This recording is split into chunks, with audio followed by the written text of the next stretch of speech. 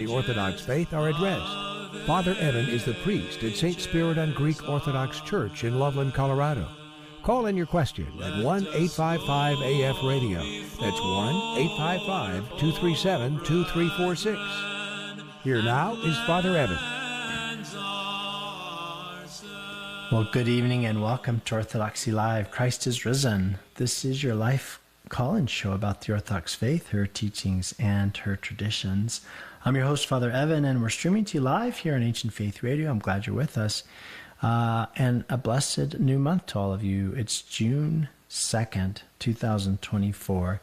And as we get underway, of course, you can join us in that very traditional sense of just streaming us on Ancient Faith Radio. But some of you now are tuning in on our YouTube channel or on Facebook, and we welcome you as well. You can ask your questions using the chat box that comes in to our producer. Of course, you can always send in your questions by dialing in at 1-855-237-2346. And there's other ways to join in. You can email me at orthodoxylive@ancientfaith.com. If that's too much to remember, you can just use the simplified ask at ancientfaith.com. That just goes to all of our live show hosts. But if you have a specific question for me, that first one of Orthodoxy Live is a little bit easier.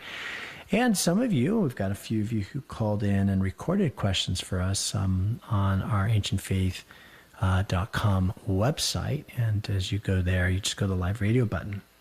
Well, as we get underway, we do so having reached sort of the midpoint between where Eastern Christians are celebrating Pascha and on their way to celebrating Pentecost. And so mid-Pentecost, it's marked by the reading of, first the reading of the paralytic found in the Gospel of John, and then today the reading of the Samaritan woman in John 4. And both of those readings examine the centrality of Christ and the need for Christ. The first in the paralytic, as he's laying by the pool, paralyzed, and Jesus asks him if he wants to be made well. His response is, "I have no man to put me in the water," which is, a question in a sense, like, could Jesus be the man, right, to heal me and make me whole? And then, of course, in today's gospel, Jesus calls to the woman by the well and says, "Go call your husband." And she says, "I have no husband." In other words, she also is without the man, Jesus Christ. And interestingly, we know in the Old Testament that people find, Moses and Jacob and Joseph, they found their spouses by wells. So Moses met Zipporah by a well, and so on with the other patriarchs. And so here Jesus is at the well asking the woman to call her husband, and she says she doesn't have one. And in a like manner, Christ is the spouse, the person that this woman by the well, as we know, photini, is called to enter into a union with. Anyway, you're listening tonight again to Orthodoxy Live here on Ancient Faith Radio. There are some open lines if you'd like to call in and join us on the program with a question, 1-855-237-2346. We're going to go out to my friend Charlie. I'm expecting his call. Hey, Charlie, welcome to the program. Hey, Father, Christ is risen. Truly is risen. I don't really get tired of saying that, right? Try to say as much as possible before we can't, right? Yeah. So I know for those of you, Charlie has been on once before. He called in, it was about a month and a half ago, maybe, Charlie? Yeah, that sounds right. Yeah, calling from California. And this year directing the Orthodox Young Professionals Conference out in Anaheim, California. But Charlie, welcome to the program. What's on your mind? Thanks, Father. I had a question, and I think related to the upcoming conference. It kind of ties back in, but when it comes to dating and meeting your spouse, what are your thoughts on apps and use of technology, or do you think more organic meeting, like in person, is a better fit, or do we have to find a well and meet somebody at a well? But what are your thoughts on the dating apps and things like that? Obviously, I grew up in a world in which, no such thing existed, a dating app or social media. And the only way really that at least I understood it as the only way to meet somebody was in person, right? And for me, actively finding that person at a church event, that's how I met my spouse, right? And there's no doubt that that has been for thousands of years how people have met one another in person, right? And the rise of technology and the rise of dating apps and stuff has certainly changed the landscape. I mean, you're in that bracket of young people, right? That's in a sense looking for someone. What have you found to be true? Yeah, I mean, I think a lot of the people in our age group have tried the apps, and sometimes I think a lot of the times it tends to fail, just because at least from the guy's perspective, you're just constantly swiping, and I don't know if that makes sense, but swiping through different potential people, and I think that alone creates like a mental block because you're just almost overstimulated. Yeah. I'm not saying I know many people who've used apps and it's worked just fine, but I think for the majority, I think it becomes a struggle and people end up giving up on apps. And I actually think we're circling back a little bit to going to in-person places, kind of like you met your wife, where apps are just becoming not as useful anymore. I think it's still a resource, but I think people, at least within the church, are finding that in-person encounters tend to be more fruitful. Well, one of the things about technology is it's really two-dimensional. And, if you can understand that metaphor, at a deeper level, it's a very flat experience. The experience tends to be curated. It's really hard to understand, the lilt of one's voice or the power of one's personality or smile or the demeanor, and certainly the character of someone on an app and through a screen. And the reality of meeting someone.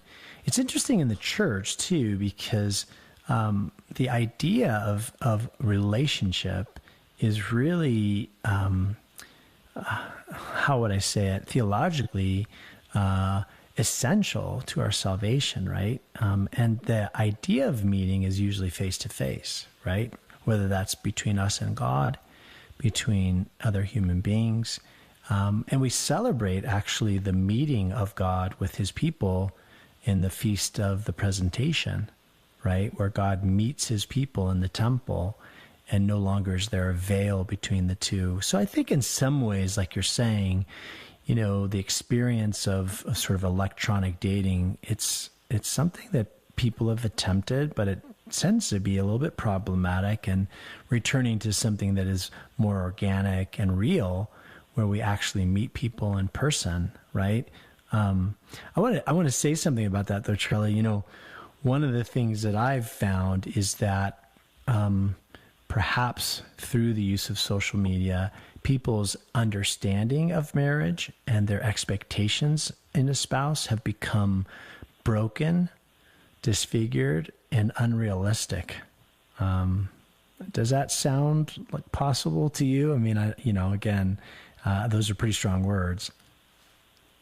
No, I think that's totally on point. And I think, everything's kind of shifted in terms of, at least from what men are expecting. I can't really speak on behalf of the women, but I think things have just gotten very convoluted in terms of what a healthy relationship should be and what we should be looking for and not looking for. And I think these dating apps haven't helped with that a little bit, but I think you're right. There's a set of unrealistic expectations and unrealistic hopes that sort of get fostered in that electronic sphere. It's sort of like online worship.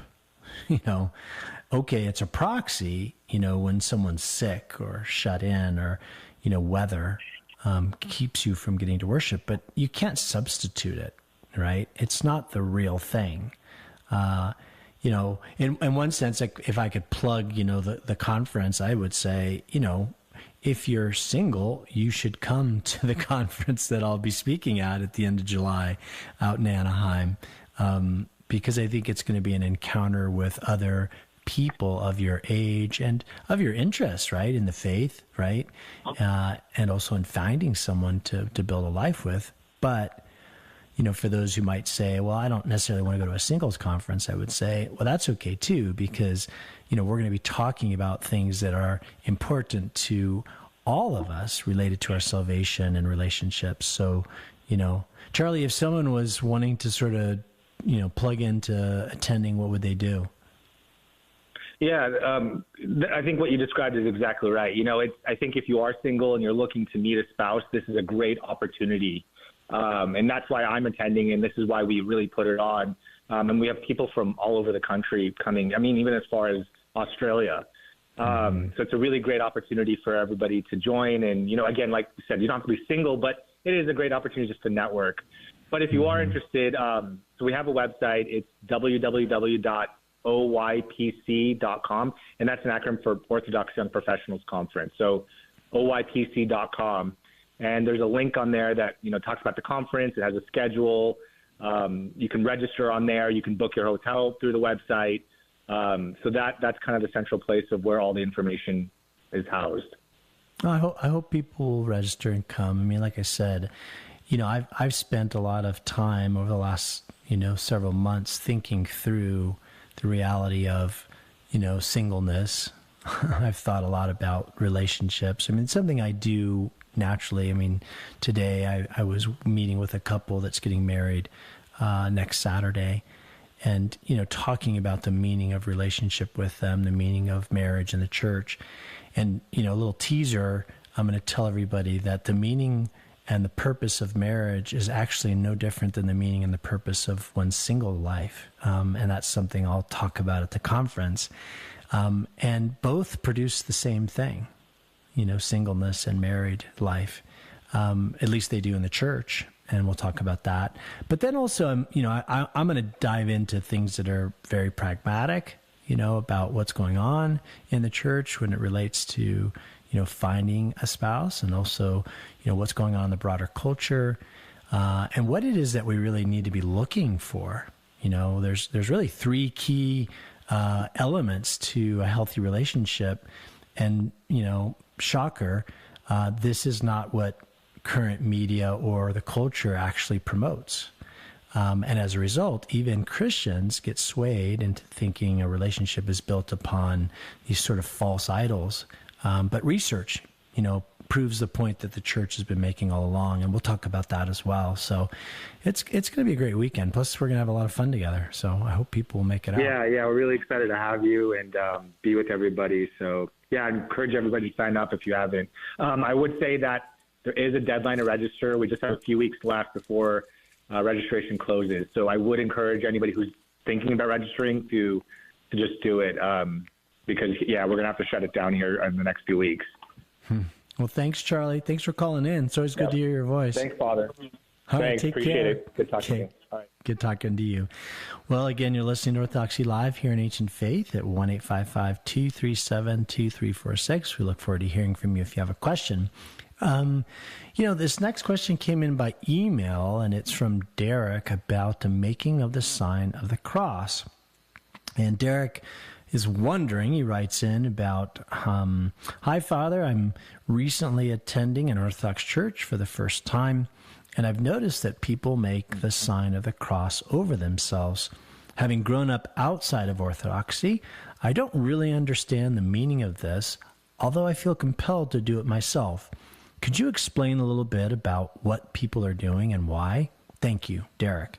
So, the making of the sign of the cross. For those of you who can't visualize what I'm talking about, I want you to imagine someone taking their right hand and starting by touching roughly their forehead and moving down to around where their heart is, and then over to their right shoulder and left, and then sometimes that ends with them placing their hand, their palm over their heart.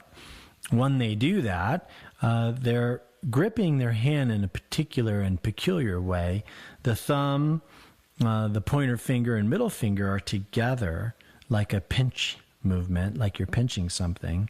And the ring finger and the pinky finger of the right hand are together and touching the palm. And then it's with those three fingers, your thumb, pointer, and middle finger, that you're touching. For those of you who are watching online, touching your forehead and touching your heart, and then right arm, shoulder, and left arm, shoulder, and then back to the middle. That's how Christians have traditionally made the sign of the cross.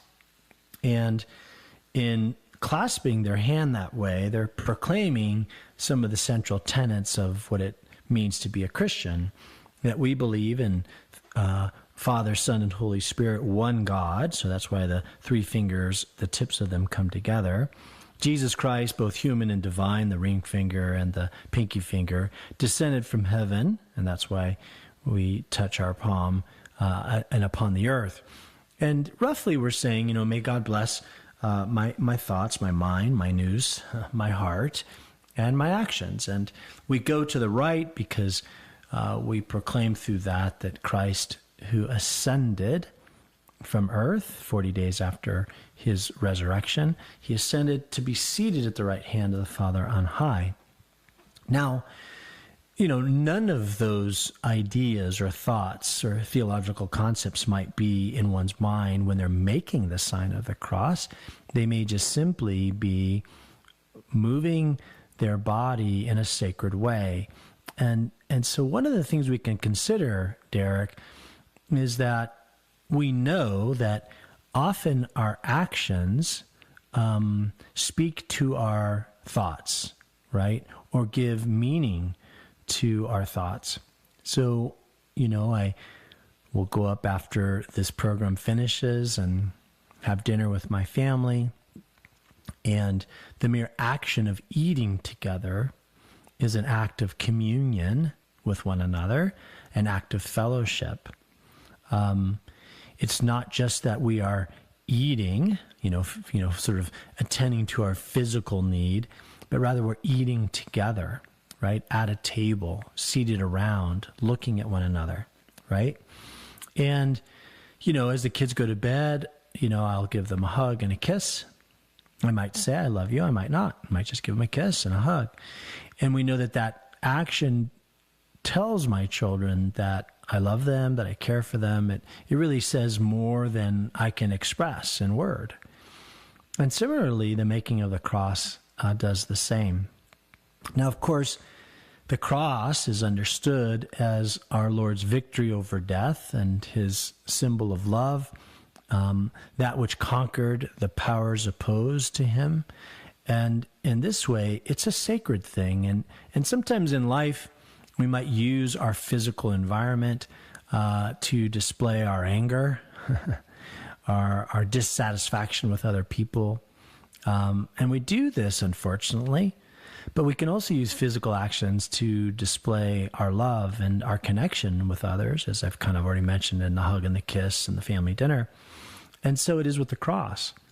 But we also believe the making of the sign of the cross to be its own prayer. That prayer is not just in our heads, it's also in our bodies. It's something we can do physically. We might kneel, we might lift up our hands in prayer. We might bow our heads and close our eyes. And so also we might make the sign of the cross. And, the scriptures attest to the power of the cross, right? And, the evil powers, the demons, Satan, they are, if you will, repelled and repulsed by the making of the sign of the cross. And this is from time immemorial in the church been something we've done. So, Derek, thanks for the question. All right, so we've got a question that's come in. Again, you're listening to Orthodoxy Live here on Ancient Faith Radio, and we do have open lines if you want to call in. But this question is from YouTube, one of our YouTube watchers/listeners. Her name's Catherine. With relation to Pride Month, how should we as Orthodox Christians respond to invitations to Pride things? Talking about LGBTQ plus issues, etc., with friends and at work. Catherine, thanks. I kind of forgot that June was Pride Month, and today when I got home from work in the middle of the afternoon, my wife said, let's take a quick bike ride over to the library. And as we went, we passed by a large gathering. It was rather raucous. And my son said, oh, what's all that going on? What's the noise? And then he noticed that it was a gathering to celebrate the beginning of Pride Month. And, as we drove or rode our bikes by, physically what was going on at the outdoor celebration was base, it was crude, it was vulgar, not something necessarily that I wanted my 12-year-old to see on a Sunday afternoon. And he saw it, because as we continued our ride, he said to me, Baba, there was a woman, she wasn't really dressed, and she was groping another, and, it was difficult, right? And there's something unfortunate in our, let's say our current public landscape, where certain physical behaviors, whether it's two people becoming physical with one another or intimate with one another in a public setting, in the verbiage people use, like, if you go to a ball game or you're out and about, it's not unusual anymore to hear people use swear words, even in front of children. I've certainly been my fair share of, sporting events with my children, that they're playing a basketball game or a soccer game. And I've had to say to a parent, hey, could you watch your language? There are children present, I've been invited to go to other public events, and drunkenness is a very common thing here in the state of Colorado. Using drugs, right? Weed and now psychedelics, it's very common. And you see people, whether they're inebriated or stoned, out and about on the middle of the day, right? It's a common thing. It's no longer an uncommon thing.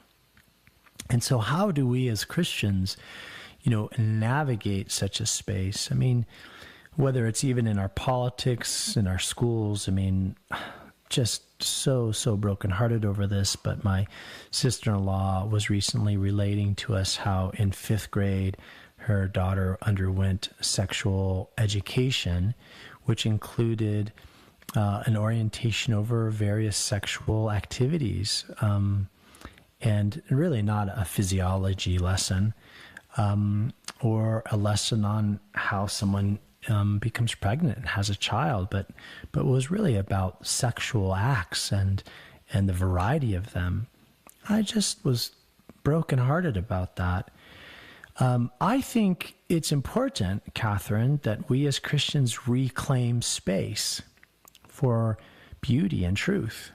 We reclaim the public sphere to a degree, that we bring light and life to conversations. And believe it or not, in my own experience, people are more open when the opportunity arises to be talking about beauty and nobility and respectability, that somehow their own journey into coarse behavior that has departed from the dignity of human existence and life is something that they themselves feel uneasy with.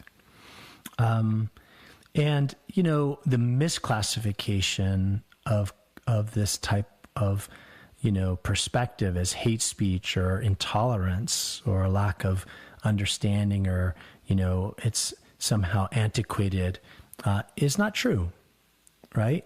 And I do think that to have a conversation, people, when they bring up, let's say, the transgender movement with me, I'm not, let's say, on the attack, but I am willing to say, I think there's an alternative perspective, that perhaps it's best to leave children out of this sort of conversation about orientation and gender until they've matured. Like, isn't that somewhat reasonable to have that perspective? And, to present some ideas why. Part of this has to do with how we as Christians present the meaning of life and the purpose of life, right? we don't view sexual expression as the highest form of human existence, nor do we think that, freedom to do whatever we want is beneficial. We do constrain ourselves as Christians, and we find that the human person benefits under that, and so we sort of let off society when we remove ourselves from the public discourse. And, it's okay, too, to be God-pleasing versus man-pleasing. I had a neighbor who approached me not too long ago and said, I could never attend your church. You do not support the issues of the LGBTQ plus community. And thankfully, she said, I'm at a place that does. And, I recognized in her statements and in her posture that she wasn't interested in that conversation. And so I remained, in that instant, quiet. But later,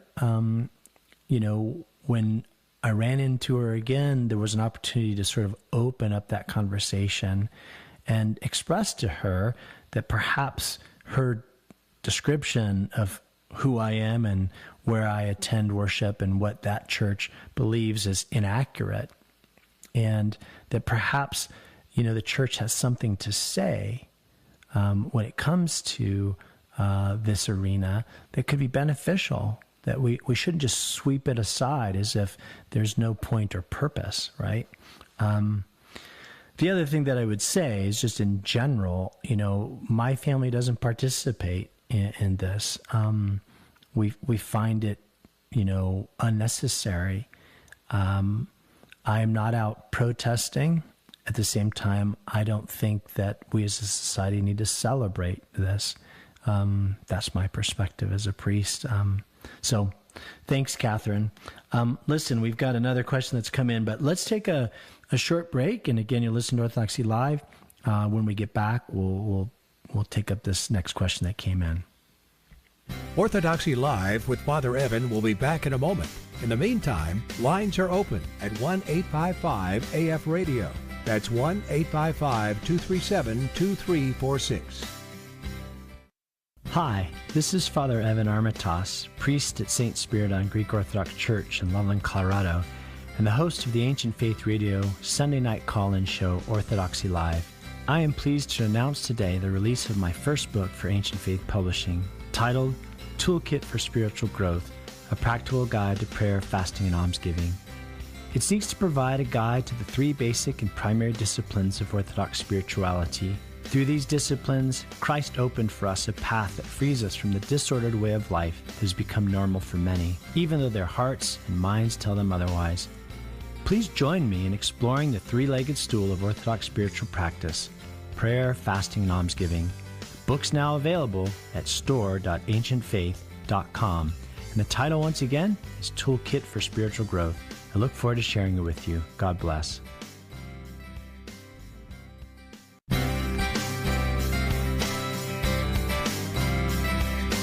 Father Evan is ready for your call, and our lines are open at 1-855-AF-RADIO. That's 1-855-237-2346. Here once again is Father Evan. Well, it's a few years since that book came out, but I'm listening to that advertisement. I remember recording it a while back, and hopefully, if you haven't picked up that book, you have or will soon. It's a nice little primer, to Christian life and to the discipline of spiritual living. And I think from our last question that came in on YouTube about LGBTQ plus month, that's part of, I think, what the church wants to offer. I was having a conversation with a neighbor just yesterday who's not a Christian, grew up, attending church, but found it all pointless and meaningless, and so has left it, and is confused by the fact that here I am, a modern man with an education, and, not abnormal in his view, but a priest. And, I began to speak about spiritual life and the development of our spiritual life and our souls. And I think in many ways, our current way of living has thrown out the idea of the soul, thrown out the idea of the development of our spirit, of our inner life, of our hearts. And really, we've become just hedonistic. It's just really about the body, about our wants and desires and fulfilling them. And I guess it's not a big surprise that then as a society, we seem more fractured and disfigured than ever, medicated. And so in a sense, like this book, Toolkit for Spiritual Growth, I mean, there's an opportunity for us to live a beautiful, holy life. Is that still a possibility in our modern day? I think it is. And I think when people encounter it, it's something that they deeply desire and yearn for, right?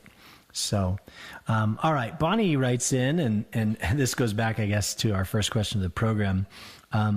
In our parish, the singles had a blast on Pascha, line dancing, Greek dancing, etc. But the rest of the year, nothing. Why? I'm an older woman, and I'm helping a middle-aged man find a wife. Maybe older people can be supportive of these events that might connect people. I think you're right, Bonnie. I think, I grew up in a parish that fostered a lot of social events.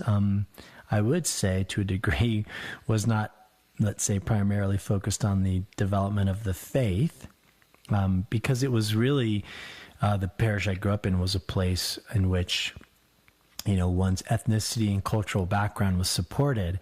And perhaps, parishes can swing the other way and not provide enough social connectivity. But I think you're right. I think additional events can be provided, and I know that it's something I've actually discussed with our own staff about how can we provide events where people can get together and in a beautiful, wholesome way, dance and gather and enjoy one another's company. So needed in today's world. All right, so I want to get to one of our recorded questions.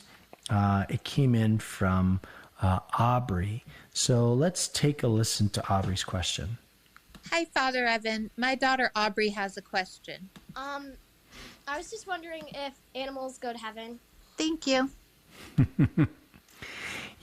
This is a question. It's almost perennial. It seems to come up all the time. People wondering about their pets and animals in general. And you may have heard me say this on the program. I have a dog. I just actually, when I got back from my bike ride, took him on a quick little walk. Theo's his name.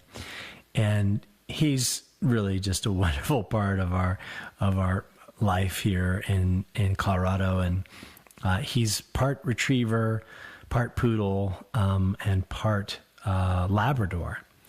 So he loves the water, he loves retrieving, he loves sticks. My daughter and I were walking on a path behind her house that's near a canal, and there's lots of trees and broken, branches on the ground. And he walked over this pile of, hundreds of sticks. And I said, "Watch this, sweetheart." It's so funny.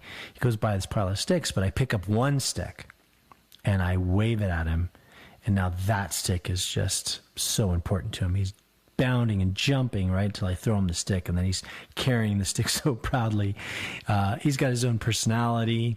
There are certain things he loves, like he loves carrot peelings, he loves apples, he loves peanut butter, he loves oranges, and he loves Kleenexes. He just can't get enough Kleenexes in his diet, it appears.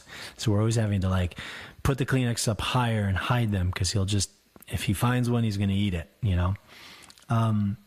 And I've often thought, he's coming up on his 4th birthday, and as we know, dogs' lifespans are a little bit shorter. And I think about the fact that, he's at some point he's going to pass away. And, if I'm still alive, and certainly I know, family members, my children, I've got 4 of them, it's going to be really hard. I think we're going to mourn that, and there's going to be a gap, or it's going to be a hole. I had a dog when I was a kid, and his name was Nicholas. When he passed away, that was hard. I mourned it for sure. I've had parishioners do the same. And then, of course, the church has services for the blessing of animals. And And we are, as stewards of creation, expected to treat animals humanely and decently. We're not supposed to abuse them. We see them as a beautiful part of God's creation. And, somehow God's creation is in no way full without the animal kingdom, right? The whole, if you will, scope of it, everything from your one cell organism to something as, complex as, a dolphin or a blue whale, and something that we bring into our home like a bird or, fish or dogs or cats. Or we love animals, and we should love animals. Now, the difference is an animal doesn't have a soul like a human does, right? But does that mean that the animal kingdom is not present in that new kingdom inaugurated in Christ? I don't think we can make that restriction.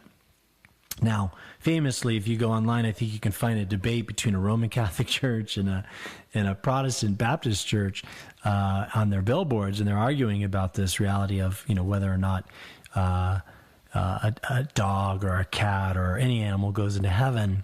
And I think the Roman Catholic Church is basically supporting the idea, and the Baptist Church is not, and they're arguing it out on their billboards, and it's kind of a silly debate.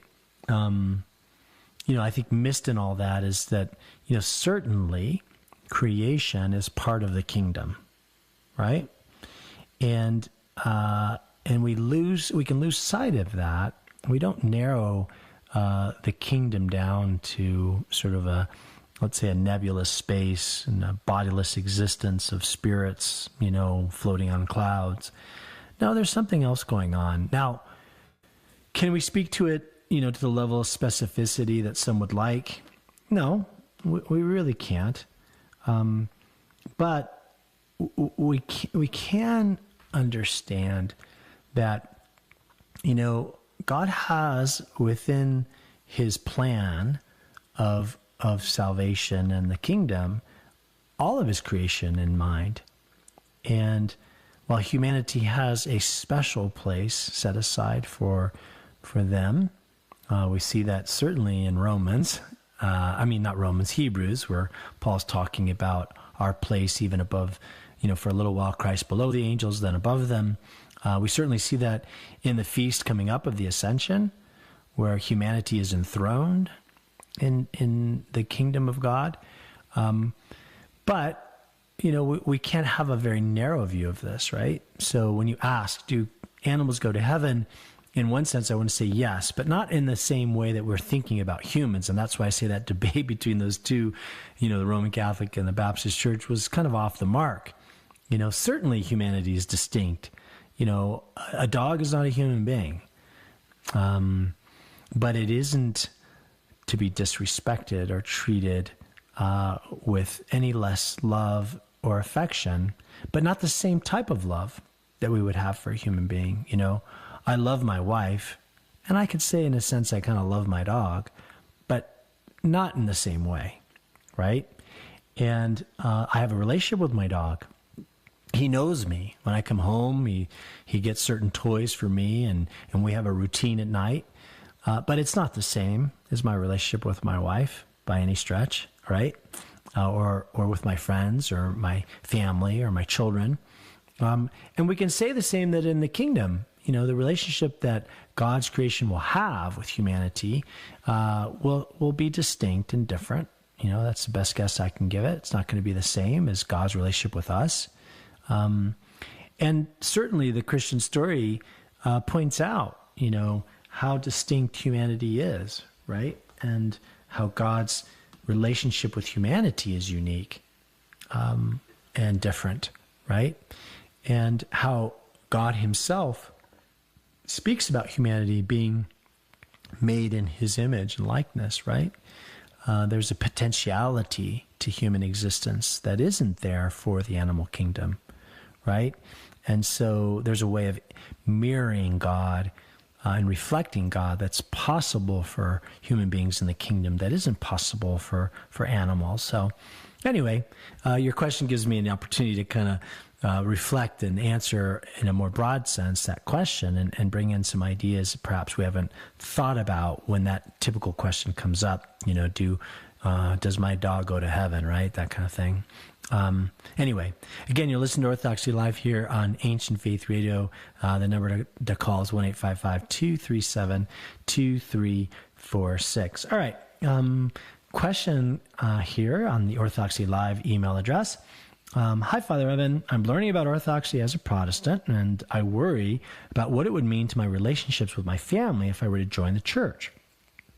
I've been told that any outside of the Orthodox Church, even if it confesses the same creed, is condemned. I feel like if I were to join, it would mean condemning my family, and particularly my late grandmother, who was constantly in prayer, would always be singing hymns. It's a very conflicting feeling. This comes in from an anonymous listener.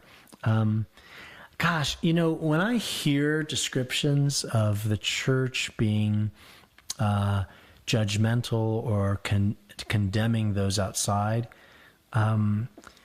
something doesn't square up with my experience and my understanding of how the church speaks about those outside her walls.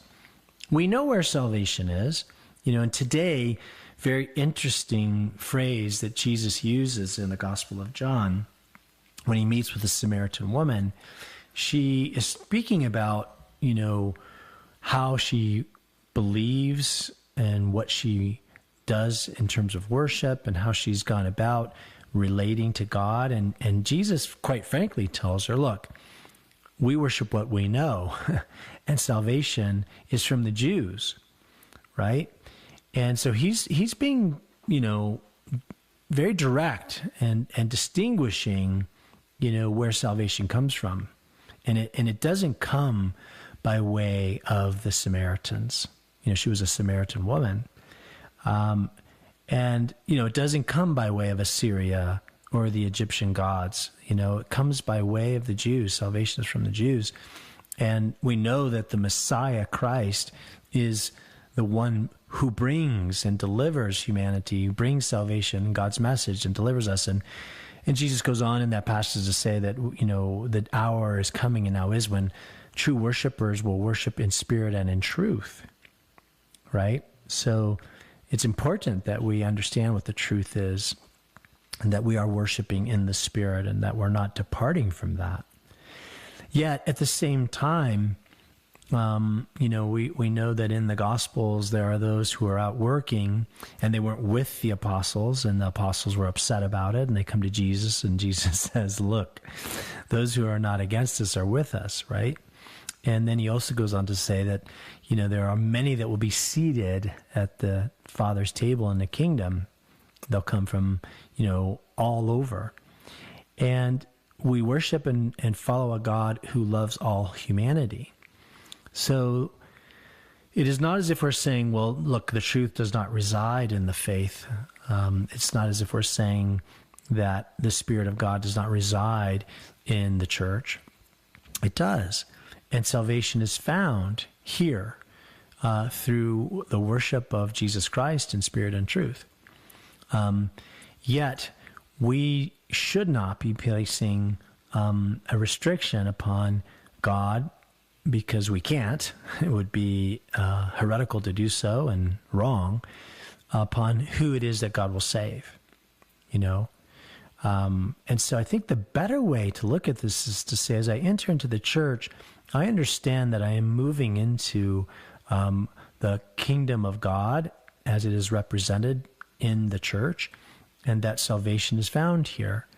But that to say that one outside the church has lost their salvation and immediately is separated from God for eternity, I don't think that's the church's perspective. I don't think that is the meaning that the church puts behind its statements about salvation is found in the church and only in the church, right? If one responds to the truth in their life and through their actions, and is not found within the church, and another is in the church, but in their heart and in their actions does not reside in the truths in a true way, I mean, how would we view that person who lived according to the teachings of Christ, but didn't, let's say, know the fullness of the faith? We'd say, well, they can't go to the kingdom, but the other person can. I mean, these things are really, I think, to some degree, not totally ancient, but more recent arguments that don't make a whole lot of sense. The categories are off, and so then we kind of lose our way, in such a conversation. Let's just be simple and say this. We know that salvation comes from Jesus Christ, and it is found in his church. And let's just proclaim that. Why we would turn, within that same moment and then begin to describe who's not in the kingdom baffles me. And let's support the idea that is said by Christ that there are those outside the church who are working for the kingdom, and they do not oppose us. And let's be magnanimous and gracious with God's judgment and leave it to God. Let him decide. And for now in eternity, let's refrain from pronouncing condemnation upon others. And I think we can return to a very popular statement of Christ. Why would I notice the speck in my brother's eye and ignore the plank in my own? I'll close with this. If I was to take, the community I serve, I'm very fortunate to serve. It's grown tremendously. And there's, roughly over 600 people attached to the parish. If I sat down with all 600 of them and I really began to investigate their theological views, I am certain, and even in myself, that I would find a heretic. If not a heretic, I'd at least find a Christian who was not living according to the teachings of Christ in his church, that was not keeping in fullness the truth or a way of life that completely and totally honored and glorified God. Okay? So if you want to tell me that when I move outside the church, I should expect only to find people who have an erroneous view of God and who act in a way that isn't in accord with the teachings of Christ and as kept in his church, I'd say, yeah, not a lot of difference. Now, one of the things that happens when we enter the church is that our responsibility for the truth and what we've learned increases, right? And we become, responsible to a greater degree for what we have received.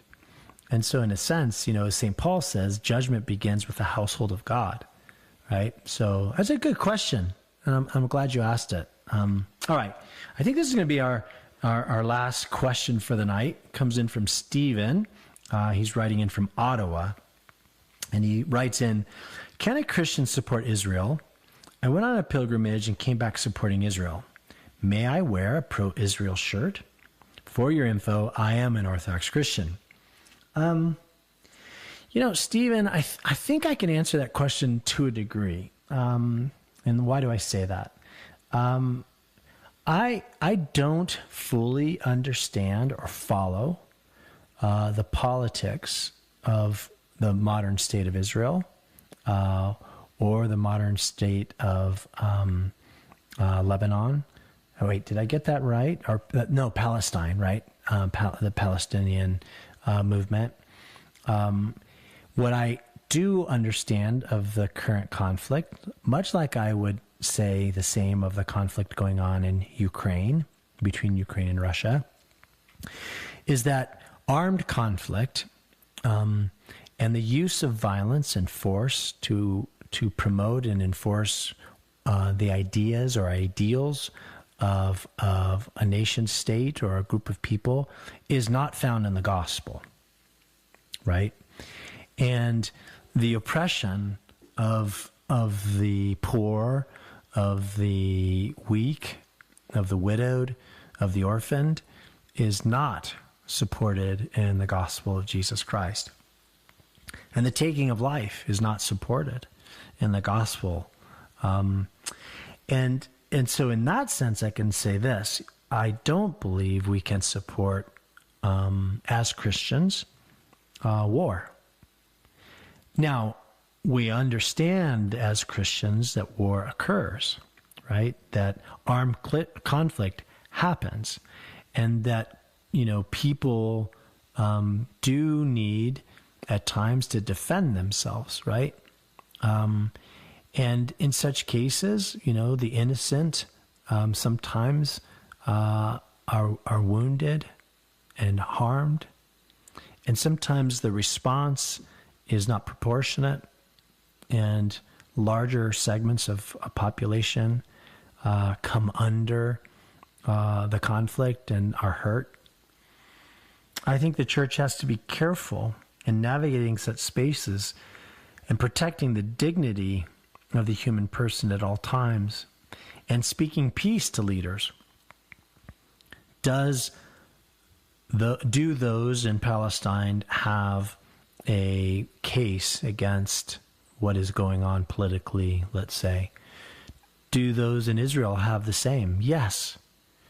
But dialogue and conversation is how the church promotes the bringing about of peace, not armed conflict. So I can't really say, should I wear a pro-Palestinian T-shirt? Should I wear a pro-Israel T-shirt? Are the politics of those two warring states clear? For me, no. Are they clear for probably most people? I would say probably not. These are very complex issues. What is not complex, what I can say, is that the gospel asks us to forgive. It asks us to promote the way of peace, to lay down arms, to treat those who are our enemies with love. I'm not trying to oversimplify a very difficult and dangerous political situation. I said at the beginning, I'm disqualifying myself from that because I'm not a political scientist. I'm not a student of politics and statecraft. I am trying to be very, very, very huge emphasis on trying to be a student of the gospel and of the life of Jesus Christ. And so what I would say is, as an Orthodox Christian, we can stand for peace, we can pray for it, we can provide support to, I'll give you a perfect way to support those who are in harm's way, wherever they might be, iocc.org, iocc.org. They are working in areas all over the world, providing support to those who are in harm's way or have lost homes or are sick and suffering, regardless of race, color, creed, you name it. That is what IOCC does. So, Stephen, thanks for asking the question. I'm trying to thread a needle here. I'm trying to navigate a question that I think has landmines on either side. And so I want to be careful to not come off as someone saying, oh, he's pro-Israel or he's pro-Palestine. No, I didn't say either of those things.